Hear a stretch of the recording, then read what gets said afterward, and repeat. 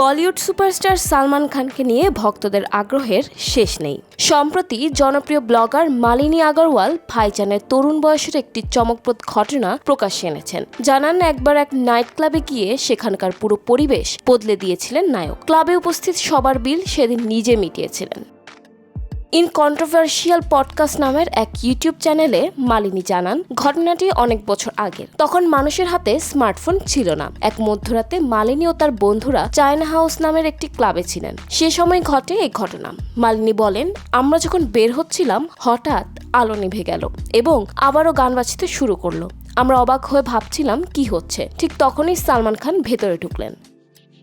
মালিনী আরও জানান, সালমানের প্রবেশের সঙ্গে সঙ্গেই ক্লাবের পরিবেশ পাল্টে যায়। উৎসবমুখর হয়ে ওঠে। সালমান সেখানে ঢুকেই সবার ক্রেডিট কার্ড সরিয়ে নিতে বলেন এবং ঘোষণা দেন ওই রাতে সবার বিল তিনিই পরিশোধ করবেন। এরপর তিনি সবার মাঝে শ্যাম্পেন বিতরণ শুরু করেন এবং একটি রাতকে জমকালো উদযাপনে নিয়ে আসেন। মালিনী তার কাছে থাকা সাধারণ একটি ক্যামেরা দিয়ে সেই মুহূর্তের কিছু ছবিও তুলে রাখেন।